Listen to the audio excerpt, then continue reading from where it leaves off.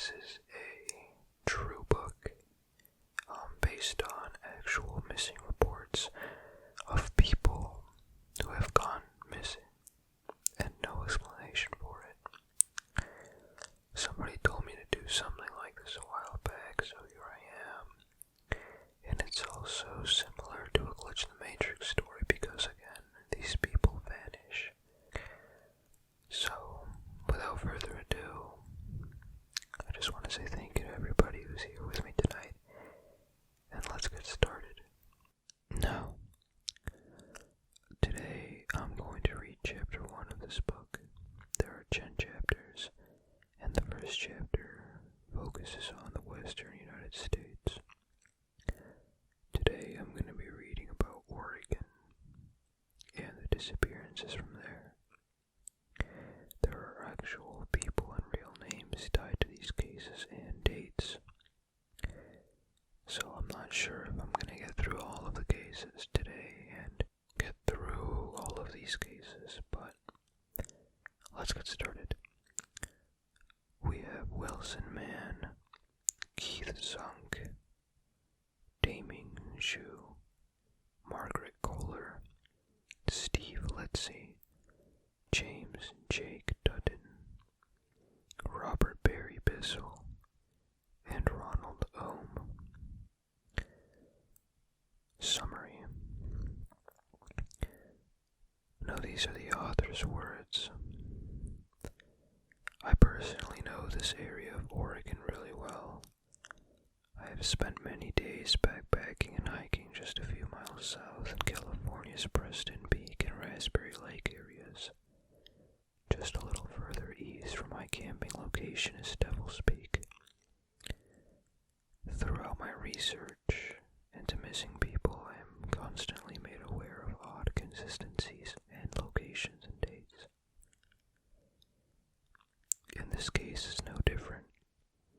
As I was discovering articles on Wilson, I came across a June 2nd, 1966 article in the St. Josephine Gazette with the following headline: 2 boys lost in remote areas, 3 others found. The article described how Larry Jeffrey disappeared on Mount Charleston in Nevada on May 28, 1966. Only Larry and Wilson's names were mentioned in the article, but it's unusual because of the proximity of dates and the fact that neither boy was ever found. It is a very unusual event when children are not located, but to have 2 disappear within 3 days of each other and both not found, is that coincidence? An extensive archival search failed to find the one article describing that Wilson was ever found. He is not listed as missing in any regional or national database. Case number 1. Keith Zunk. Missing. October 24th, 1981. Umatilla National Forest, Oregon. Age of disappearance, 21 years. The Utamilla National Forest is located east of the Cascade Range in the northeastern section of the state. In Missing 411, Western United States, I documented other disappearances from this region of Oregon. The area can be rugged and thick with woods. News reports indicate that when Keith Zunk was a young boy, he suffered an injury that was debilitating. This injury inhibited his maturity, and as he got older, he was forced to live in a group home. At the age of 21, Keith was living in a home in Walla Walla, Washington.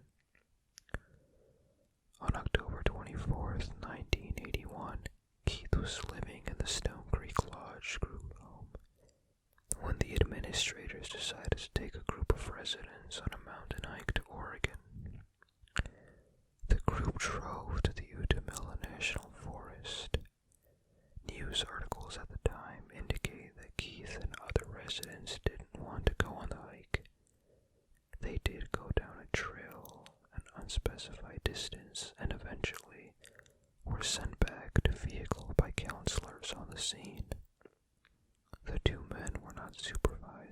allegedly, during the walk back to the vehicles. Once the main group had completed the hike, they returned to the car and found Keith's hiking partner, but not Keith. The United States Forest Service and the local sheriff started a massive search. Miss Rebecca Carroll, Keith's mother, advised that Keith had the mental age of a 5-year-old at the point when he disappeared. Almost 500 searchers, military, law enforcement, and volunteers scoured the ground and flew the skies, looking for Keith. At the end of 10 days, the search was eventually called off. Searchers never found a clue of where Keith was located. There was no update on Keith's location for almost 30 years. In the summer of 2011, someone found Keith's remains in the Umatilla National Forest. There were no details of where they were found in relationship to where he disappeared. There was an article on June 21st, 2012, in the Huffington Post that did explain some of the facts surrounding the recovery. Although Sung's remains were found last year, officials did a thorough investigation to ensure that the area was not a Native American burial site. The other issue was that Keith wasn't listed on any national database as a missing person, and thus his DNA was not on file. Keith had somehow been declared legally dead in 1983, so all efforts to classify him as a missing person were thwarted. Later in that same article was this statement: because Sung's remains were incomplete, a cause of death cannot be determined. Whatever the circumstances of how Keith was located, it must have been a needle in the haystack scenario. The minimal remains were sent to a forensic anthropologist and the Oregon State Medical Examiner for identification. There were not any notions in any news articles about the condition of the remains or how many pieces of the remains were actually recovered. Case number 2. Deming Shu. Missing. November 4th, 2007. French Peak Creek. Three Sisters Wilderness, Oregon. Age of disappearance, 63 years. Deming and Shu emigrated from China to the United States in the late 1980s. The married couple wanted to settle on the western side of the United States and eventually chose Eugene, Oregon. Both were energetic people, and Deming had an advanced education in mathematics and soon landed a job teaching mathematics statistics at the University of Oregon. He held his professor job since 1990. Shu most recently was working in a large electronics company that made memory chips and working 12-hour days. Shu and Deming enjoyed the outdoors and regularly went for wilderness hikes when their days off were compatible. I just want to say that I apologize if I'm saying any of these names incorrectly or pronouncing them incorrectly. I don't know how to say every name, and I tried looking all up a little, but if I got it wrong, I'm sorry. Continuing. Shu enjoyed going to the Terwilliger hot springs near Cougar Reservoir and resting in the water. She had a painful medical condition, which the hot springs aided in reducing the pain. Deming was an all-around athletic and healthy man for 63 years old, and he rode his bike to work every day. His family stated that he did not have any medical issues that they knew about. On November 4th, 2007, Shu got up for her early 7 a.m. shift and arrived on time. Deming had the day to himself and told his wife that he was going for a hike near Cougar Reservoir, a 30-mile ride directly east of Eugene on Highway 126, and then a short 1-mile ride south to the reservoir. The area desolate quickly, and it is just 50 miles north of Crater Lake National Park in the middle of the Cascades. Deming drove to the Forest Service Road NF-19, which travels south from Cougar Reservoir. He stopped in a small parking area. Professor Shu was smart and athletic, and he knew he'd need a hiking map if he traveled deep into the forest. He chose 100 Hikes in Northwest Oregon and Southwest Washington, written by William Sullivan. He took the portion of the book he needed and started the hike. Nobody knows exactly where he was at the beginning of the hike, but in the early afternoon, 2 hikers saw Deming at the summit of Ollaley Mountain, approximately 7 miles from his automobile, and at an elevation of 5,500 feet. His car was parked at approximately 2,000 feet. The couple spoke with Deming, and he seemed to be in good spirits as they watched him start down the mountain toward the area of French Peak Creek. The couple followed shortly after. It was at 7:15 p.m. that Shishu left her electronics firm and made the 15-minute ride back to her home in Eugene. She arrived to find that Deming wasn't there, and his car was also missing. She called his cell phone, but it had been left in the car. She then started to call her daughter in Portland. Shishu was extremely nervous and, at this point, told the media 2 different stories. One stated that she called the Eugene Police Department and reported her husband missing that night. Another states that she waited until the next day to report him missing. In any event, he was reported missing, and searchers started to look in the area for his vehicle. It wasn't long before they found him parked on Forest Service Road 19, just south of the Cougar Reservoir.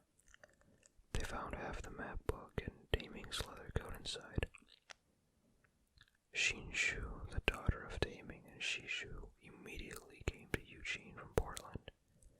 She told the press that her father was in very good condition for his age, hiked regularly, and if he was not injured, should survive well. The Lane County Sheriff was the primary law enforcement agency that was leading the search for Deming in the Willamette National Forest, inside of the Three Sisters Wilderness.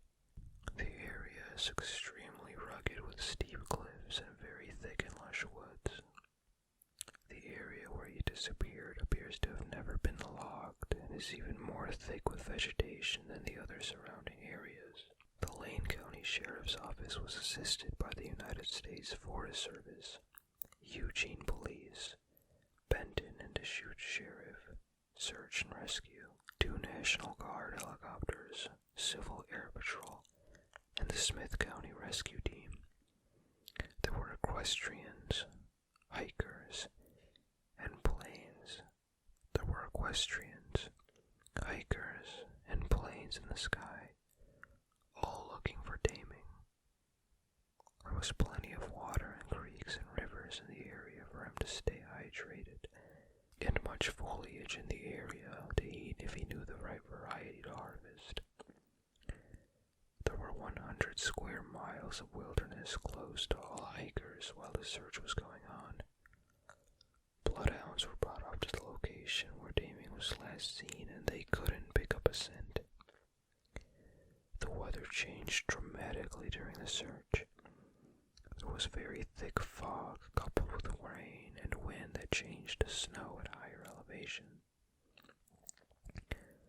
The fog grounded all air support, and strong winds compromised the canines' efforts. On Tuesday, 3 days after Deming had vanished, searchers thought they might have been following his tracks downhill. They followed these tracks until 3 a.m. Wednesday and lost them in an area called Bear Flats. Late in the afternoon Wednesday, 2 searchers were very deep in the French Peak Creek drainage and found the remaining half of the trail guidebook that Deming was carrying. This was the only clue of where he might have been. Searchers scoured the French Peak area for him and never found another clue. This region is extremely thick with vegetation, and a very small creek was running at the time. After 9 days of exhaustive searching, the Lane County Sheriff advised the public that the efforts to find Deming Shu had been terminated. Searchers had combed mountainsides, creeks, gullies, and roads. They found nothing substantial but his hiking guide. Summary: Deming disappeared in the middle of the Cascade Mountain Range and in the middle of one of the largest clusters of missing people on the west coast of the United States. He fits into a very special classification of older males that have vanished under very odd circumstances. Refer to Missing 411 Western United States for details on missing people on the Cascades. Deming was an experienced hiker, a brilliant individual who did not have medical problems. He came prepared for the hike by taking a map.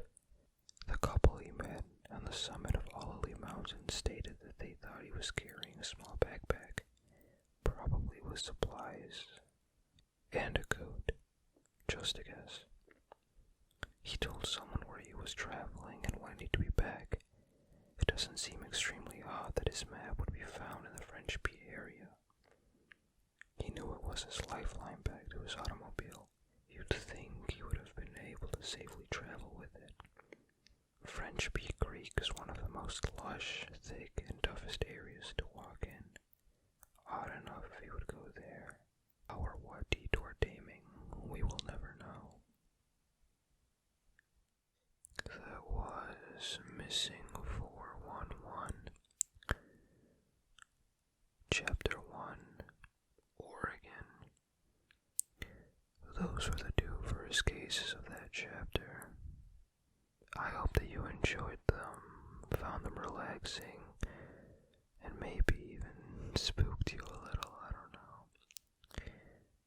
Regardless, thank you so much for sticking with me.